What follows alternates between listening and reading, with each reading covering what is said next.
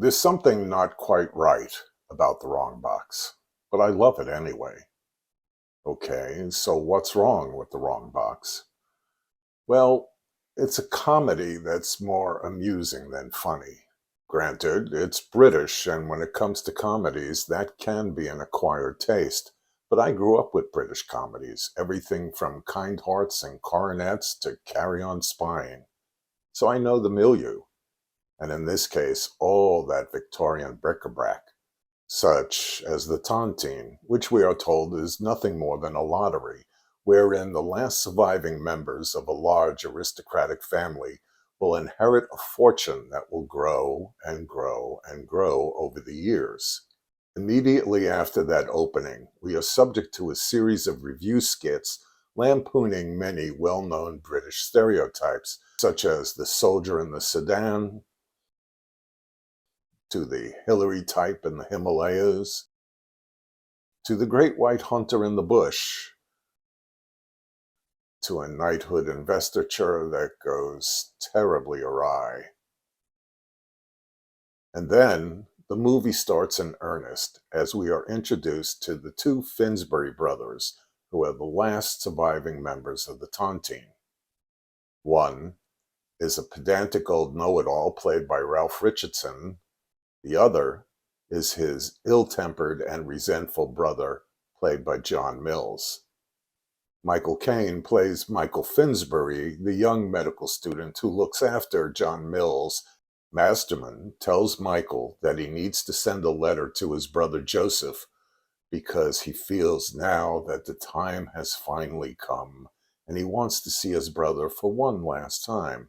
But to mail the letter, Michael Finsbury must get the address from his cousin Julia Finsbury, who lives next door in her Uncle Joseph's house.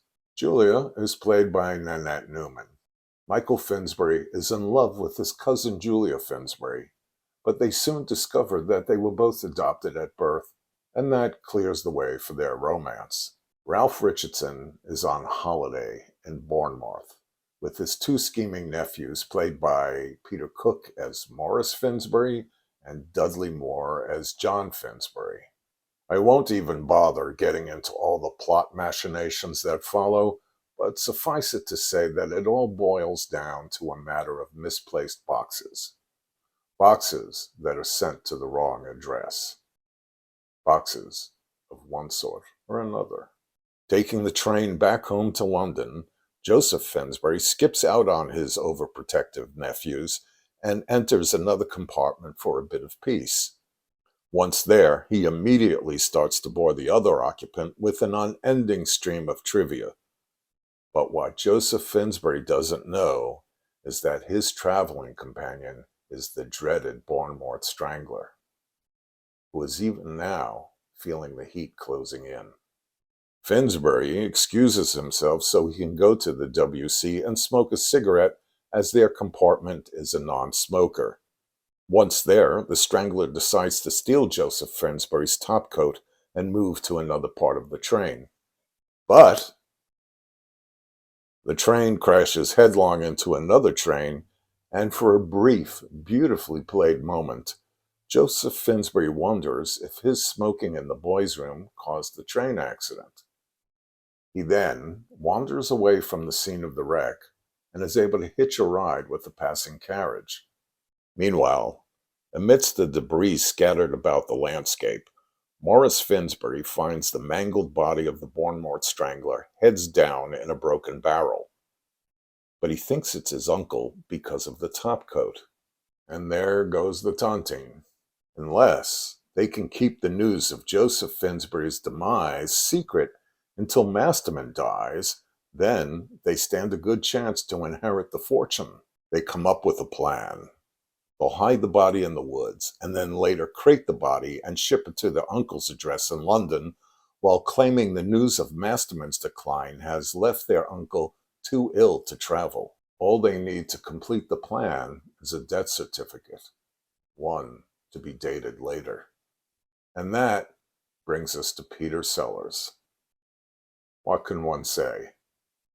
From Dr. Strangelove to Inspector Clouseau, This master chameleon was a comic artist of the highest order, but, like all great comics, was something of a dark soul off stage.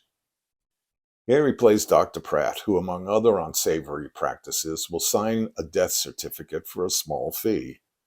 But, unknown to his scheming nephews, Joseph Finsbury arrives back home. He then quickly pays a visit to his brother. While there, Masterman Finsbury repeatedly tries to kill his brother Joseph Finsbury, but all to no avail. Frustrated beyond measure, Masterman finally lets fly and tells Joseph exactly what he thinks about him. Wilfrid Larson plays Peacock the butler, who seems to be permanently pickled, and he almost steals the show.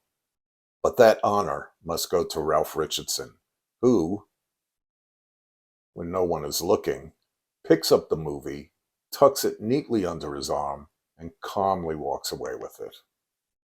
Finally, it climaxes in a horse-drawn chase that, fittingly enough, winds up in a cemetery where the two Finsbury brothers are seen to be alive. Based on a novel by Robert Louis Stevenson, this mild-mannered satire of the Victorian era's fascination with the macabre was scripted by Larry Gelbart and Bert Shrevelove. Director Brian Forbes was something of a wunderkind in the British film industry.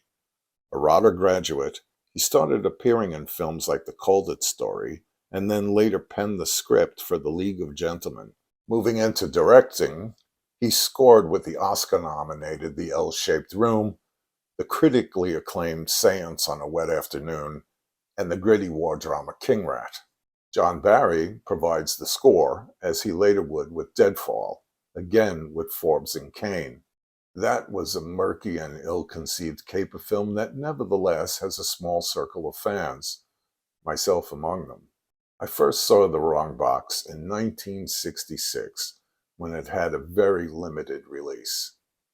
It played at the Ascot Theater in the Bronx, which was the only thing that we had that could be even reasonably called an art house. I was 13, and in a way, The Wrong Box was my first art house movie. And, as usual, I rushed out to buy the soundtrack. Years later, shortly after 9/11, I got a call from the Tamarind Theater in Hollywood. A play was having technical difficulties, and was I available to run audio for closing week. The play was directed by the son of Juliet Mills, and the entire Mills family was in the house, both on and off stage. Sir John Mills was there. Although in ill health, he still watched the entire play from his camp bed in the wings, stage right, while his daughters Juliet and Haley kept him company. Haley Mills, for God's sake, she was a staple of my childhood. Meanwhile, on stage, Juliet Mills's husband, Maxwell Caulfield, surprised the audience with a body that was cut like a Roman statue. You could hear the audience gasp the second he walked on stage in his shorts. I don't remember much about the play after that, and frankly, neither did the audience. But in the period directly after 9/11, it was the only play in Los Angeles that made money, because it was funny and we badly needed a laugh. So in the end, and decades later, you could say that The Wrong Box was finally delivered, but this time to the right place. See you around the campus.